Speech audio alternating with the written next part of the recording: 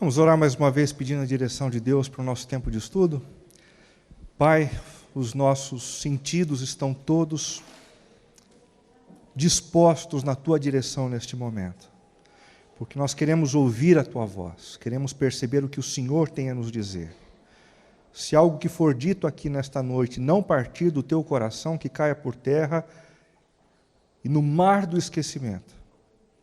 Mas se algo vier da Tua parte, que permaneça e que frutifique no nosso interior para a honra e para a glória do Teu santo e bendito nome. Nós oramos assim por Cristo Jesus. Amém.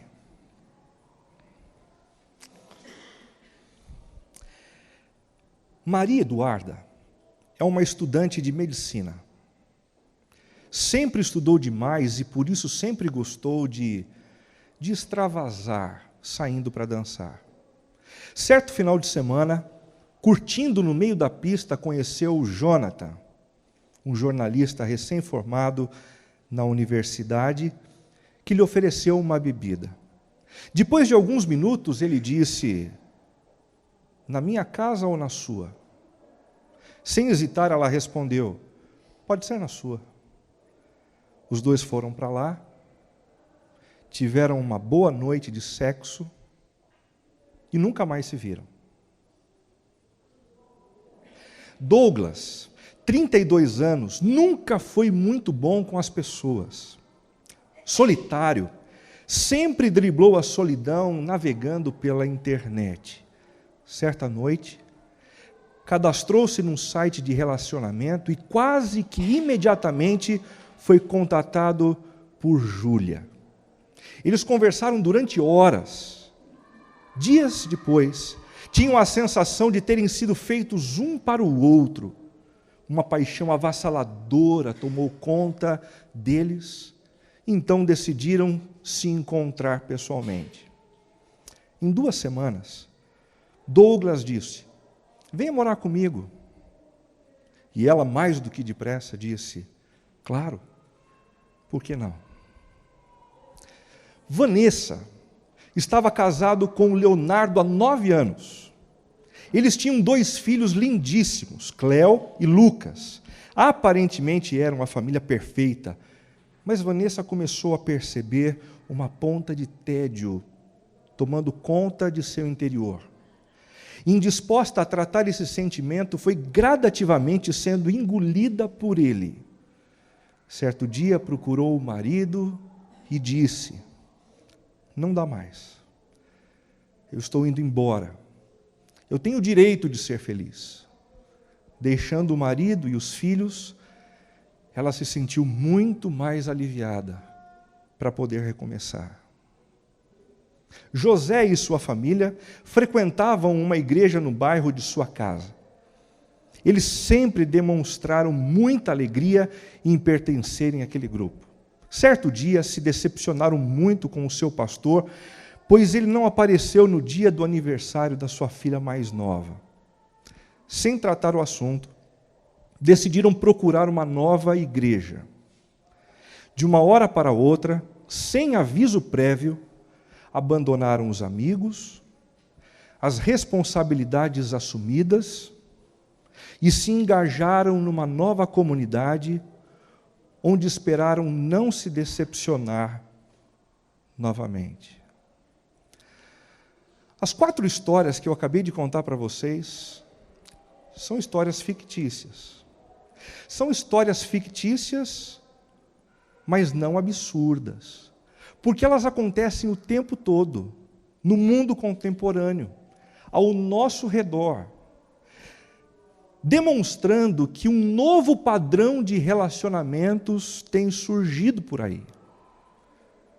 As perguntas que sucedem depois da constatação desse fato são: essa mudança no paradigma dos nossos relacionamentos é uma mudança para melhor?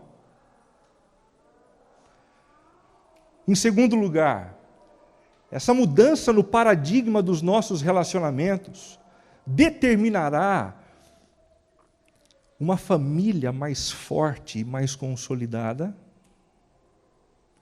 E em terceiro lugar, esse novo paradigma relacional contribuirá para a construção de uma sociedade mais justa, mais cheia de amor e mais cheia de relacionamentos duradouros? É exatamente sobre esse tema que nós vamos conversar ao longo das próximas 5 semanas. Relacionamentos líquidos será o tema da nossa série. Introduzindo o assunto, há alguns anos o sociólogo polonês Zygmunt Bauman tem se dedicado a refletir sobre a dinâmica dos relacionamentos na sociedade contemporânea.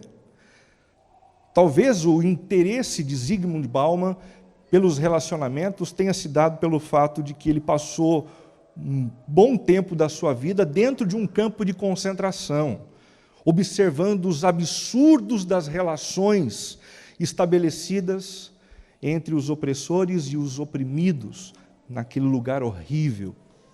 Então ele se dedicou a conhecer a pessoa humana e as relações sociais. O diagnóstico apresentado por Zygmunt Bauman, depois de acurada investigação, não é bom e revela uma crescente fragilidade na construção dos laços humanos. E embora ele faça isso com números, com dados, com estatísticas, com percepções e reflexões culturais, nós poderíamos afirmá-lo sem medo de ser felizes, sem um tratado tão organizado assim, porque nós percebemos esse negócio acontecendo perto da gente. A facilidade através das quais as pessoas se unem e se separam, casamentos que acontecem e deixam de existir de uma hora para outra, sociedades que se rompem, amizades que são quebradas por coisas pequenas. A fragilidade não é um tema muito novo para nós dentro dos nossos relacionamentos. Nós percebemos isso ao nosso redor o tempo todo. Com o propósito de definir a situação, cunhou uma expressão que deu origem ao tema de um de seus livros mais conhecidos, O Amor Líquido. Um livro que trabalha muito bem a relação dos nossos envolvimentos amorosos com a lógica do consumo, bastante latente na sociedade contemporânea. Mas a gente já entra nesse aspecto. O próprio Zygmunt Bauman diz no livro Amor Líquido: a modernidade líquida em que vivemos traz consigo uma misteriosa fragilidade dos laços humanos. Um amor líquido, um amor que vaza pelo vão dos dedos. E com isso ele pretende nos lembrar das amizades que escorrem, dos vínculos que se partem, da falta de profundidade nas relações. A insegurança inspirada por essa condição estimula desejos conflitantes de estreitar laços e, ao mesmo tempo, mantê-los frouxos. E em meio a tanta instabilidade nas relações, é muito natural que a gente se sinta inseguro. Muito natural. E essa insegurança, diz Zygmunt Bauman, gera desejos conflitantes. De um lado, a vontade de nos apegarmos, a vontade de nos vincularmos a alguém, a vontade de termos intimidade. Quem aqui não anda reclamando da ausência de um amigo com quem possa compartilhar com segurança algumas coisas, repartindo a vida? Por outro lado, não queremos vínculos tão profundos, não queremos vínculos tão sérios. Você está namorando?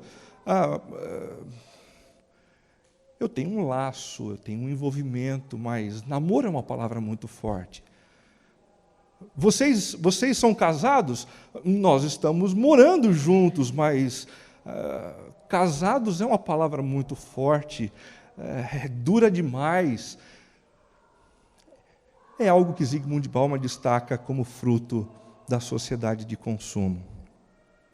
A primeira base desses relacionamentos líquidos, demonstrados por Zygmunt Bauman no seu livro, tem como alicerce a lógica do consumo. Olha o que ele diz no seu livro Amor Líquido. E assim é numa cultura consumista como a nossa, que favorece o produto pronto para o uso imediato, o prazer passageiro, a satisfação instantânea, resultados que não exijam esforços prolongados, garantias de seguro total e devolução do dinheiro. A gente pode até brigar com isso, mas Zygmunt Bauman não é alguém reconhecido como um cristão, é um sociólogo que trabalha com a observação. E o que ele está dizendo para a gente é: a lógica do mercado tem influenciado as nossas relações. As pessoas, hoje em dia, veem umas às outras como verdadeiras mercadorias. Mercadorias a serem consumidas imediatamente. Assim como você entra num shopping e é contagiado por uma propaganda e você sente vontade de consumir aquele produto e você compra muitas vezes de maneira irrefletida, levando para casa aquilo que foi fruto do seu objeto de desejo. Pessoas têm se vinculado emocionalmente também, vendo o outro como uma mercadoria, se arrumando para o outro como se fossem uma verdadeira mercadoria também. Tudo para ser consumido imediatamente e não ao longo dos anos. Relacionamentos líquidos e a lógica do consumo. As novas aquisições são feitas de maneira impetuosa e sem a observação do bom senso. Relacionamentos são aquisições, segundo Zygmunt Bauman, em olhar para a nossa sociedade. Aquisições. Eu acabei de adquirir um namorado novo, eu acabei de adquirir um marido novo, eu acabei de adquirir um amigo novo. São novas posses, novas propriedades, novas aquisições, que às vezes eu trago para dentro da minha própria casa sem o mínimo de consideração e de bom senso. Os defeitos dos outros são tidos como argumentos razoáveis para a devolução. Perceba que coisa interessante. Ele diz assim: da mesma forma como as pessoas se vinculam de maneira impetuosa uns com os outros, eles se sentem constrangidos com os defeitos dos outros, porque quando a gente compra um bem e esse bem vem com um defeito, a gente se sente com a razão de ir até a loja, de reclamar do produto e de devolver o produto. A mesma coisa tem acontecido com os nossos relacionamentos interpessoais. Quando um amigo começa a dar sinais de problema, e quem não os tem? A vontade de devolvê-lo. Quando a esposa com quem você recentemente se casou começa a dar sinais de alguma imperfeição, a vontade que lhe passa pela cabeça é de devolver para os pais, porque, afinal de contas, eu acabei sendo traído, adquiri um produto pensando que ele estava em perfeitas condições e o produto está completamente avariado. A minha satisfação passa a ser o regulador maior da preservação da relação. Enquanto eu estou satisfeito, enquanto esse produto me faz feliz, eu fico com essa pessoa. A partir do momento que essa pessoa deixa de me fazer feliz, de me trazer satisfação, eu rompo com essa pessoa. Essas são algumas das influências da cultura do consumo, da lógica de consumo, dentro das nossas relações interpessoais. Mas essa não é a única base.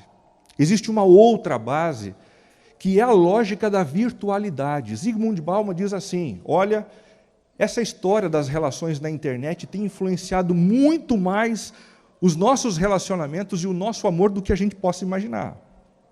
Ele diz assim: o advento da proximidade virtual torna as conexões humanas simultaneamente mais frequentes e mais banais.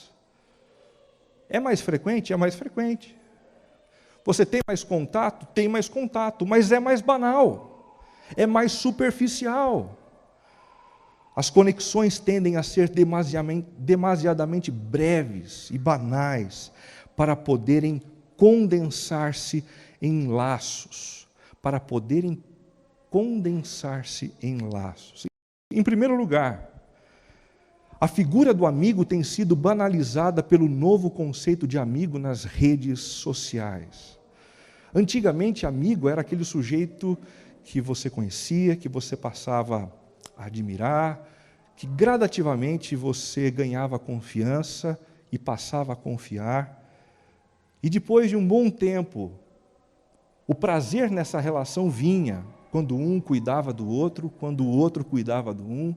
Hoje, esse conceito tem sido desvirtuado no mundo da internet. Amigo é aquele que pediu para curtir a sua página. E muita gente por aí se gaba de ter 2.000 amigos, porque tem 2.000 amigos na internet. 2.000 amigos na internet não é sinônimo de ter 2.000 amigos de verdade. O conceito da amizade tem sofrido um empobrecimento terrível dentro das redes sociais. A intimidade desejada tem sido substituída pela cultura dos posts, curtos e superficiais. A lógica da internet é mais ou menos assim. Se você deseja ser acompanhado pelos seus amigos, alimente regularmente o seu Facebook. Troque constantemente as suas informações, mas nunca coloque informações muito longas. Curtas, pequenos posts, pequenas frases, frases editadas, frases de efeito. E isso tem impactado um pouco as nossas relações também. A gente tem perdido com isso a capacidade de nos relacionarmos profundamente, de nos doarmos um ao outro. Marido e mulher andam por aí vivendo, trocando posts. Pequenas frases curtas. Olha, se você, marido, continuar lidando com a sua esposa, com posts durante o dia, você não vai ter a noite desejada no final das contas. Se você, esposa, continuar lidando com o seu marido dessa forma, com pequenos posts, com pequenas frases, sem intimidade, sem carinho, ele nunca vai retornar esse carinho que você tanto deseja, que você tanto almeja. A cumplicidade pretendida tem sido sufocada pela publicação narcisista de mim mesmo. A agenda de uma pessoa no seu Facebook é ela mesma, as suas viagens, os seus gostos, as suas preferências. E é exatamente isso que tem sido a pauta das relações humanas também. Eu me relaciono com alguém e só quero falar dos meus gostos, das minhas preferências, dos meus passeios, daquilo que me cai bem, daquilo que me interessa. E quando o outro começa a falar dos seus gostos, das suas preferências, a relação começa a ficar truncada. Esse é o diagnóstico que Zygmunt Bauman tem feito das nossas relações humanas. E por último, a durabilidade tem sido inviabilizada pelo hábito de deletar os outros em meio às crises. Essa história de resolver um problema relacional é muito complicada, convenhamos. A gente ter que conversar com alguém sobre um problema, sobre uma situação constrangedora, não é muito simples. Romper uma relação não é fácil. Agora, pela internet, tudo ficou muito fácil. Basta que você tenha a coragem de apertar um botão, o delete, e você elimina um amigo, você deixa de contar com a presença indesejada dele ou com o olhar invejoso dele por perto de você. Essa lógica tem alcançado também as nossas relações. E muita gente tem deletado parentes, e muita gente tem deletado amigos, sem o menor cuidado, sem o menor escrúpulo e sem a menor graça cristã. Tudo isso pode ser ouvido da boca do próprio Zygmunt Bauman. Preste atenção. One addict of Facebook confided in me, not confided, he actually boasted to me that he made 500 friends in one day. My reply was that I live 86 years, but I don't have 500 friends. I didn't manage to do it. So presumably, when he says friend and I say friend, we don't mean the same thing. It's a different kind of friend. I never heard when I was young the concept of network. I heard about human bonds. I heard about communities, this sort of thing, but not network. What is the difference between community and network? Community precedes you. You are born into a community.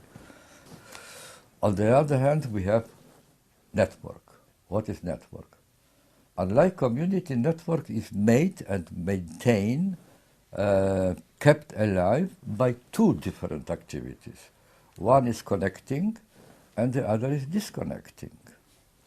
And I think that the attractiveness of the new type of friendship, Facebook type of friendship, I call it, is precisely in that.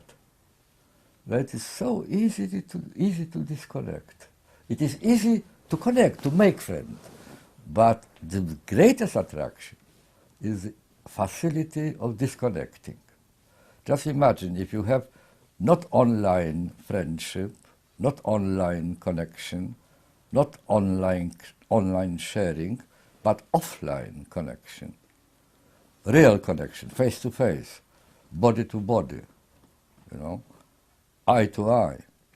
Then breaking relationship is always a very traumatic event.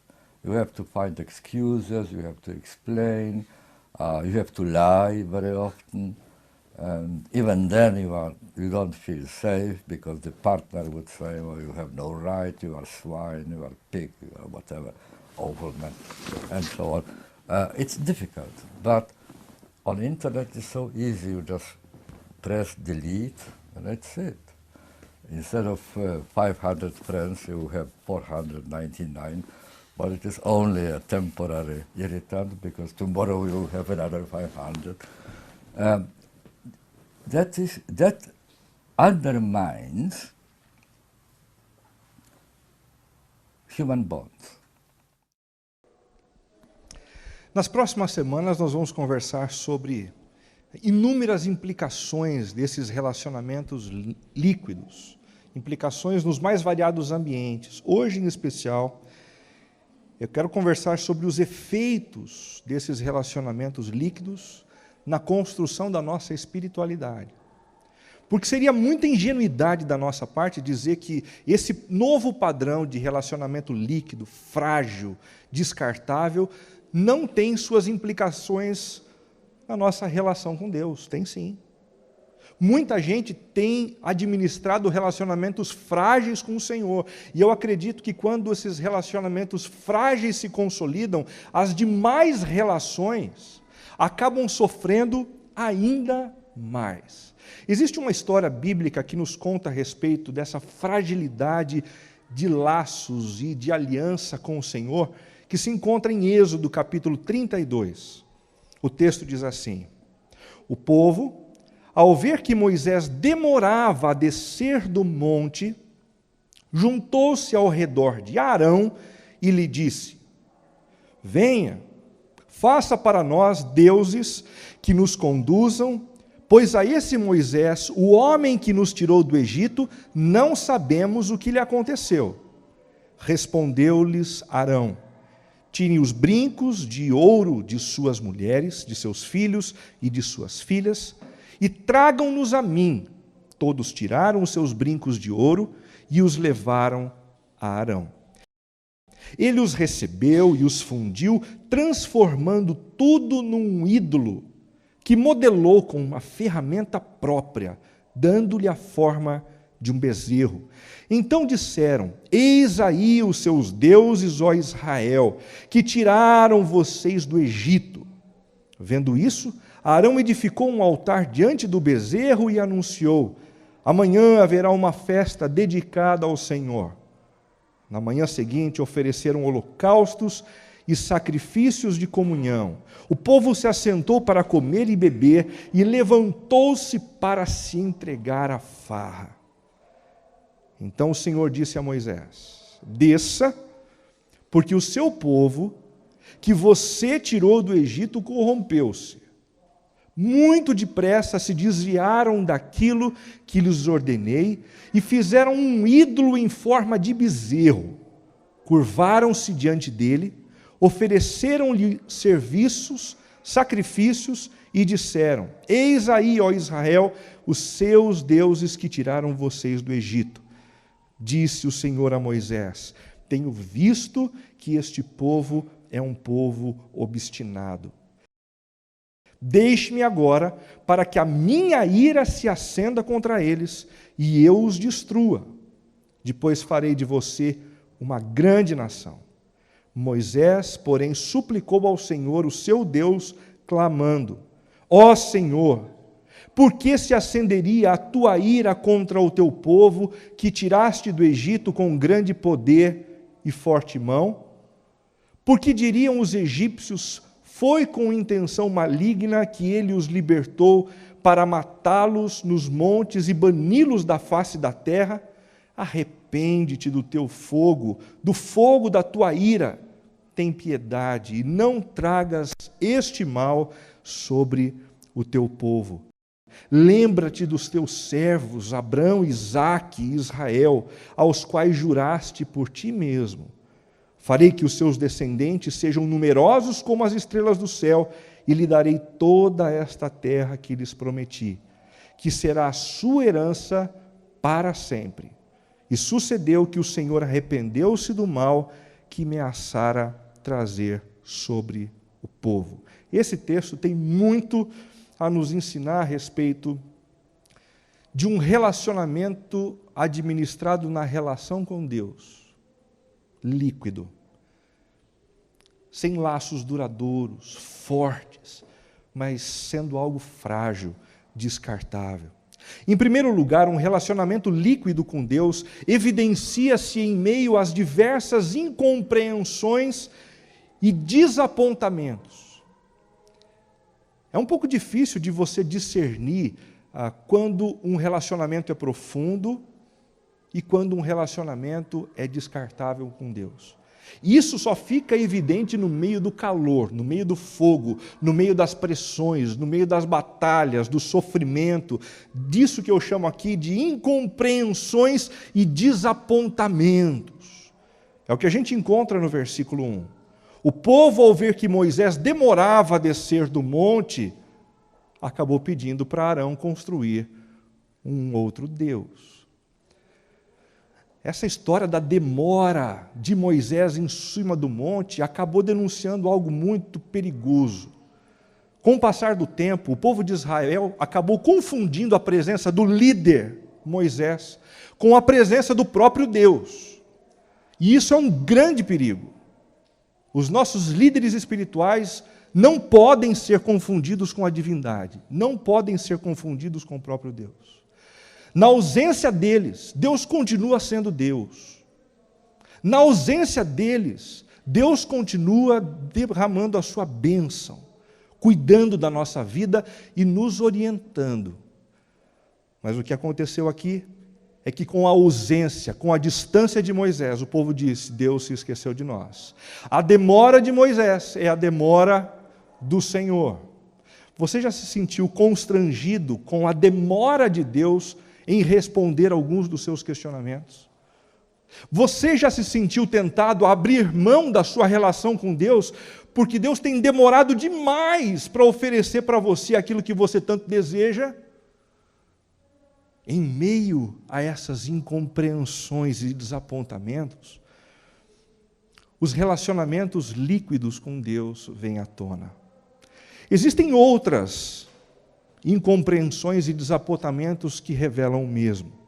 Eu cito aqui, por exemplo, a incompreensão e o desapontamento pelo não de Deus. Uma coisa é a gente ficar decepcionado com Deus quando Ele demora para nos fazer algo, para nos dar algo, algo que nós queremos. Outra é quando deliberadamente e inquestionavelmente Ele diz não. Eu quero um filho, Deus. E Deus fecha todas as portas e diz não. Quantas vezes homens e mulheres, casais em situação assim, se sentem desejosos de jogar tudo para cima, de abrir mão da relação com o próprio Deus, porque Ele disse não.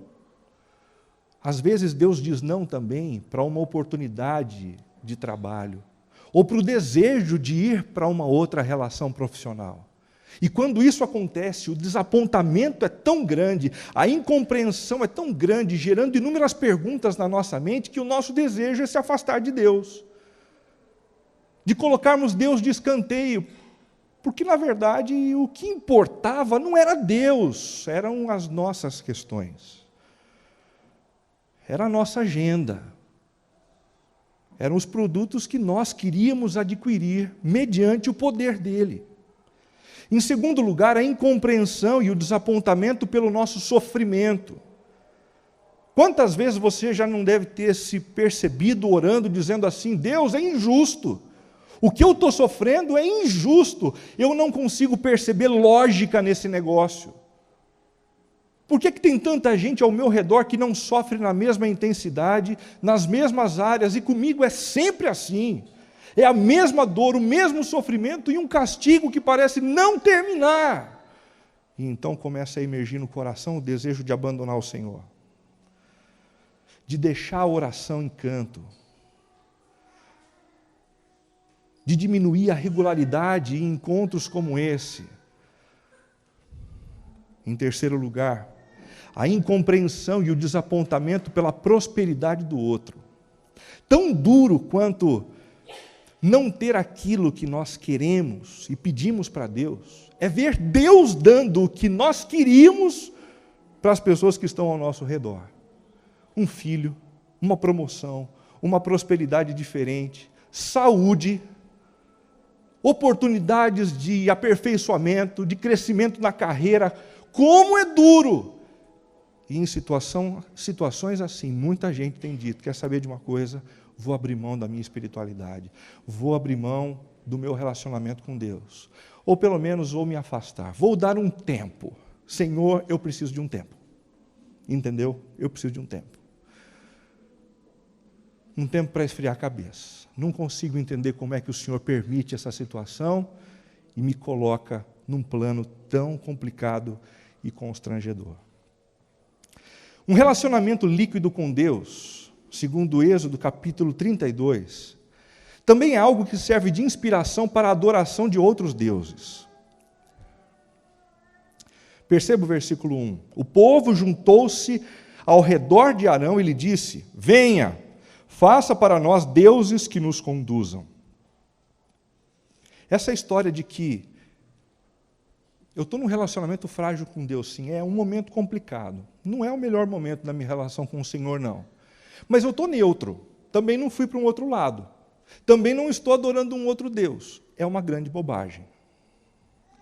Biblicamente falando, todas as vezes que a gente se aparta de Deus, a gente vai parar sim no colo de uma outra divindade. A gente começa a flertar com outros deuses, a gente se curva, a gente se lambuza com outros deuses. Há um tempo atrás eu citei para vocês algumas palavras de David Foster Wallace, um jovem escritor ateu que disse: pois aqui está uma outra coisa que é verdadeira. Nas trincheiras do dia a dia da vida adulta, não existe tal coisa como o ateísmo. Não tem esse negócio de ficar neutro, não. Se você se afastou de Deus, você não está se tornando um ateu, você está se tornando uma outra coisa. Não existe tal coisa como a não adoração. Todo mundo adora algo. Todo mundo adora algo. A única alternativa que temos é adorar. E uma excelente razão para escolher algum tipo de Deus, ou ser espiritual para adorar, seja Jesus Cristo, ou Alá, seja Yahvé, ou a deusa da fertilidade, ou as 4 verdades nobres do budismo, ou o conjunto de princípios éticos infalíveis, é que outra coisa que você adorar te comerá vivo. Perceba que coisa interessante. Um ateu dizendo: olha, essa história de não adorar não existe. Se você se afastar de Deus, você rapidamente vai cair nos braços de uma outra divindade. E o problema é que, normalmente, aquilo que não é Deus vai te engolir vivo, vai comer o seu fígado, vai exigir de você o que é típico dos falsos deuses.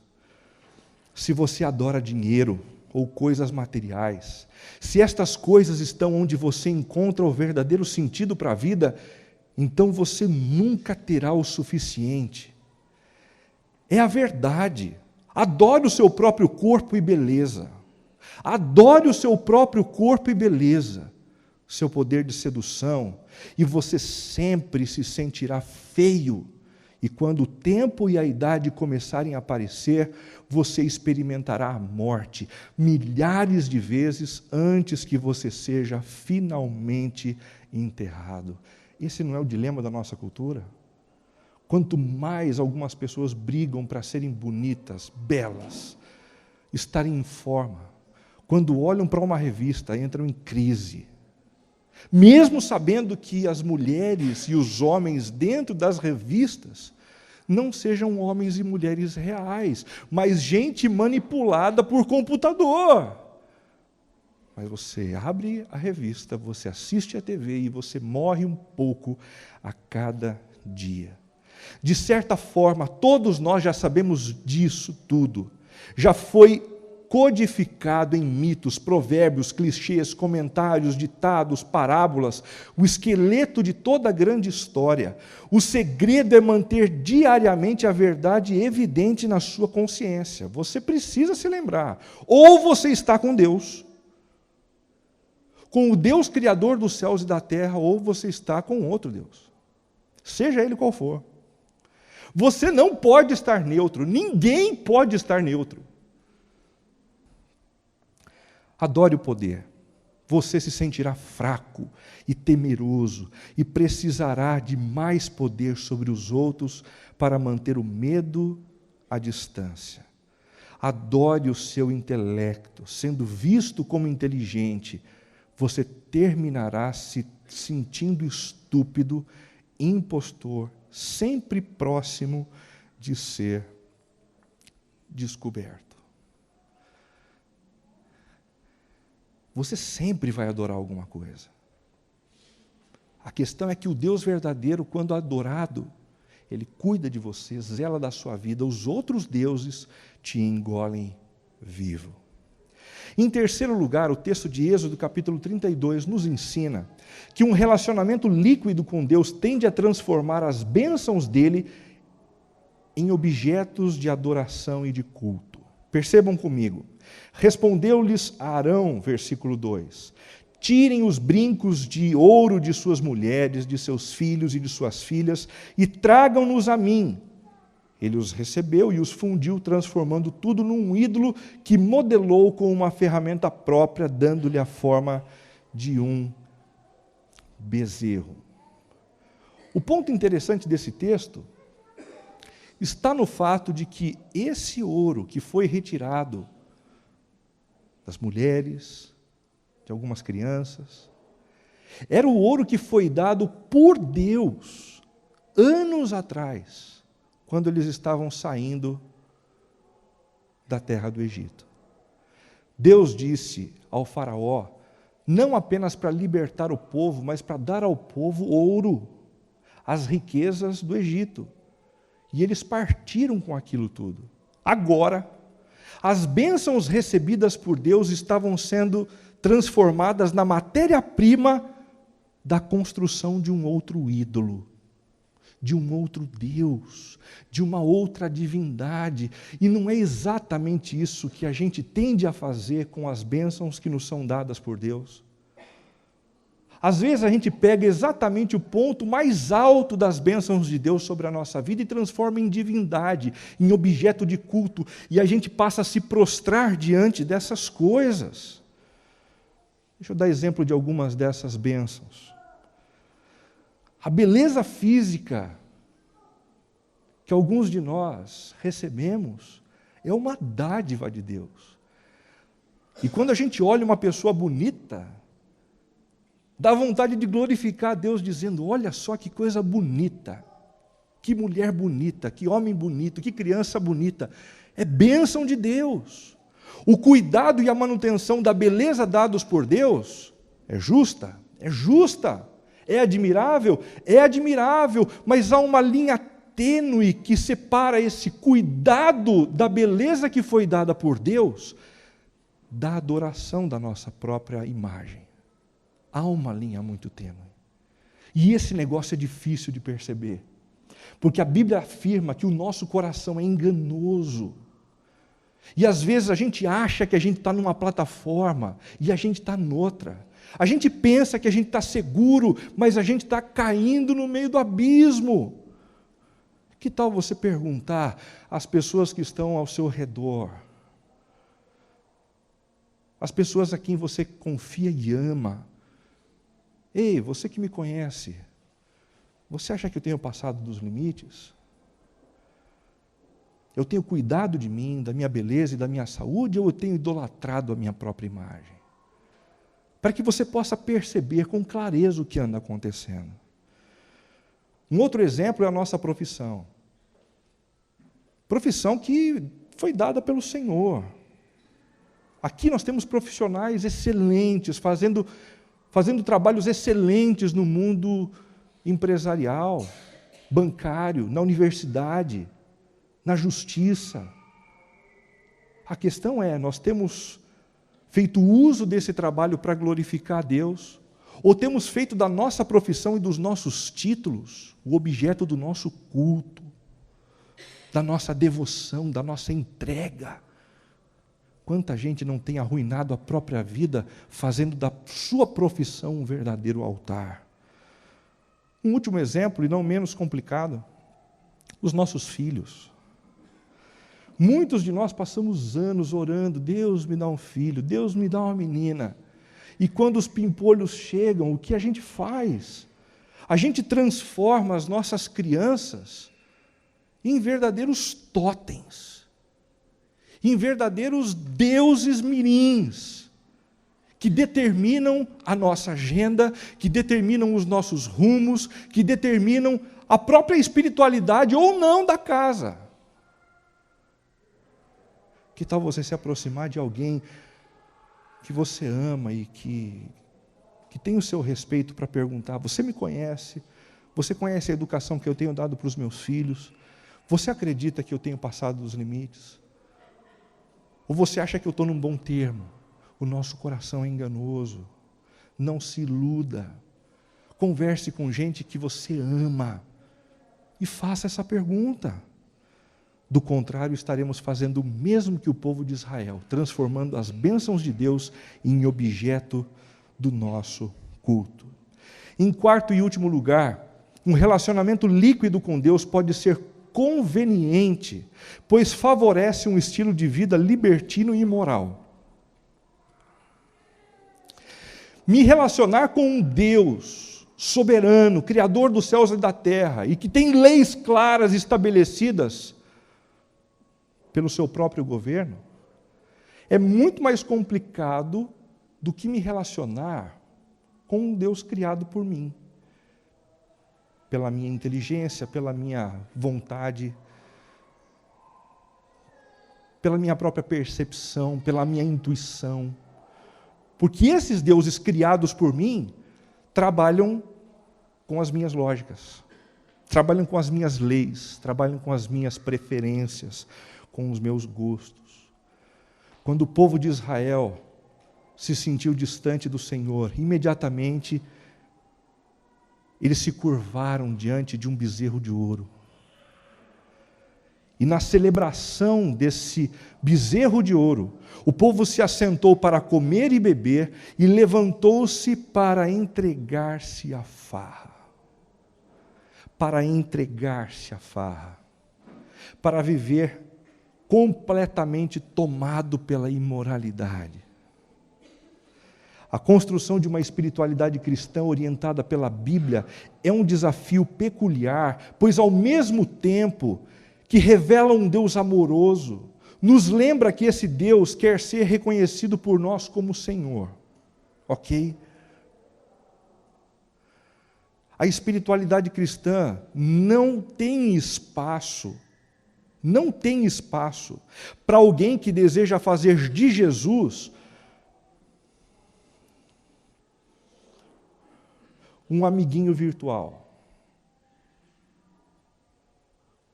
um amiguinho da imaginação, que a gente ouve quando quer ouvir e que a gente tampa os ouvidos quando não quer ouvir mais. Esse mesmo Deus que é revelado na Bíblia como um Deus amoroso é alguém que quer ser reconhecido por nós como o Senhor, como o dono, não apenas do cosmos, mas da nossa vida, das nossas decisões, das nossas opções. A sua vida está submetida ao senhorio de Jesus ou a uma parceria líquida com Ele? Você tem conhecido a Deus e desejado uma vida mais parecida com a dele e debaixo dos propósitos dele? Ou você tem feito a opção por uma vida paralela, na vicinal, aonde os valores são seus, independente dos dele? Aonde as suas decisões são decisões suas e que em nada são influenciadas pelos pensamentos dele revelados na palavra. Em segundo lugar, a construção da espiritualidade cristã orientada pela Bíblia é um desafio peculiar, pois ao mesmo tempo que revela um Deus perdoador, nos lembra que esse Deus nos disciplina quando julga necessário.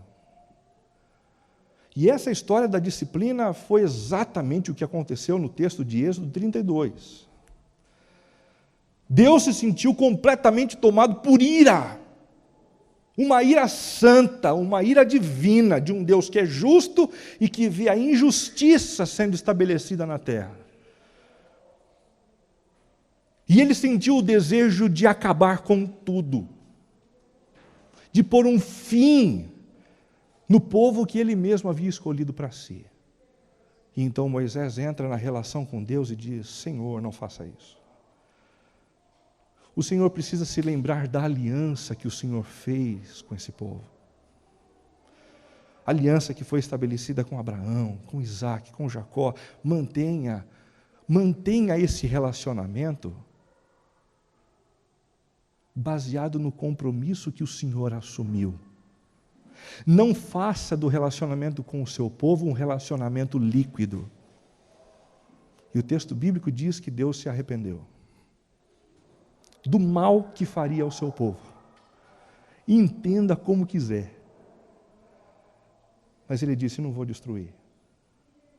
Não vou passar por cima disso tudo e acabar com a redenção, com a história da redenção que eu estou construindo, porque eles me desobedeceram. E ao invés de destruir o povo na sua totalidade, Deus disciplina o seu povo com dureza. E a disciplina de Deus é diferente do extermínio, porque a disciplina de Deus visa consertar o rumo daquele povo. Olha, se você tem feito da sua relação com Deus uma relação líquida, sem profundidade, superficial, sem submissão ao senhorio dele, por amor, talvez ele precise intervir na sua vida, a fim de que você não se afaste demais e não se perca para sempre. Você consegue perceber esse amor? Alguns de nós estamos administrando uma relação tão líquida com Deus e tão distante dos propósitos de Deus,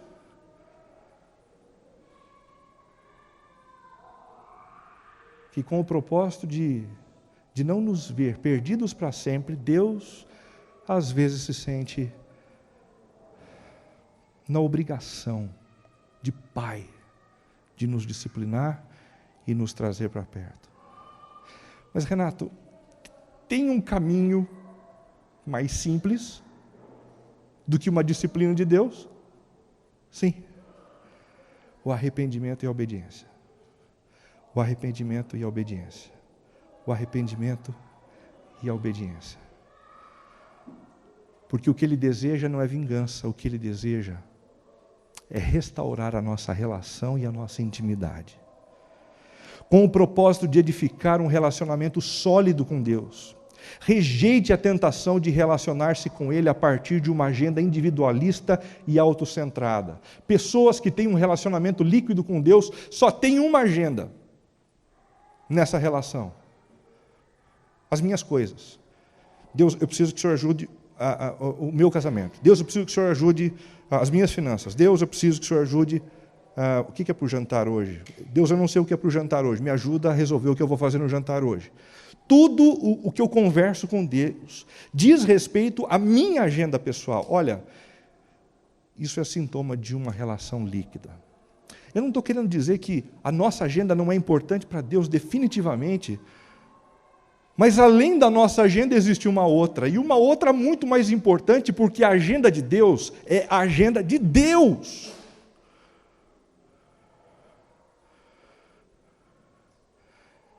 O que Deus tem na agenda dele sobre a sua vida? O que Deus espera de você nesse momento histórico na sua família? O que Deus espera de você no meio das suas amizades? O que Deus espera de você no contexto dessa comunidade? Perceba, essa é uma agenda do Deus a quem você diz servir. Esta é uma agenda do Deus soberano, que deve ser servido por todos nós, em todo o tempo. Em segundo lugar, encare as adversidades da vida como uma oportunidade de exercitar sua confiança e fé. Gente que tem relacionamento líquido começa a sofrer, começa a sentir um aperto. Ai, que dor, eu vou sair, eu não quero mais saber de Deus, eu não quero mais orar. Faça dos seus problemas, ou encare os seus problemas, como uma oportunidade de exercitar fé. E torne a sua relação com Ele mais madura, menos infantil, menos repleta de reclamações infantis. Desfrute das bênçãos de Deus de tal forma que Ele seja exaltado, e não as bênçãos dEle. O que é mais importante na sua relação com Deus? Os presentes que Ele tem dado para você? As bênçãos que Ele tem derramado? E se essas bênçãos deixarem de chegar sobre a sua casa? E se a torneira for fechada? O que é que você faz com a relação com Deus? Você permanece com Ele? Ou você muda tudo? Entenda nas bênçãos de Deus um motivo para glorificá-lo e faça dele o centro, porque se um dia essas bênçãos não tiverem, ele continuará sendo o centro da mesma maneira, cuidando da sua vida e da minha vida da mesma maneira. E por último, cultive um estilo de vida que glorifique a Jesus como Rei e Senhor da sua vida. Relacionamentos líquidos com Deus são marcados por gente que não está nem aí para o que Deus pensa das minhas decisões. Relacionamentos consistentes dizem assim: eu preciso rever algumas das minhas decisões.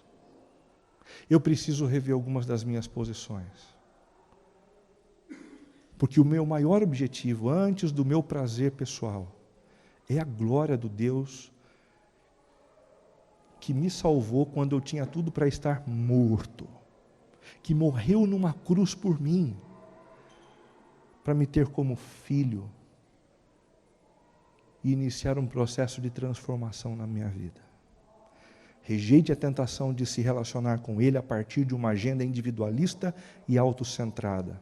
Encare as adversidades da vida como uma oportunidade de exercitar sua confiança e fé. Desfrute das bênçãos de Deus de tal forma que Ele seja exaltado e não as bênçãos dele. e cultive um estilo de vida que o glorifique como Rei e Senhor. Como Rei e como Senhor. Deixa eu te oferecer um tempo para conversar com Deus. Fecha os teus olhos. Talvez exista algo a ser tratado com Deus neste momento. Não seja engolido mais uma vez pela lógica superficial da nossa cultura, mas adense a sua conversa com o Senhor. Ele te ouve e Ele deseja ouvir a tua resposta nesse momento.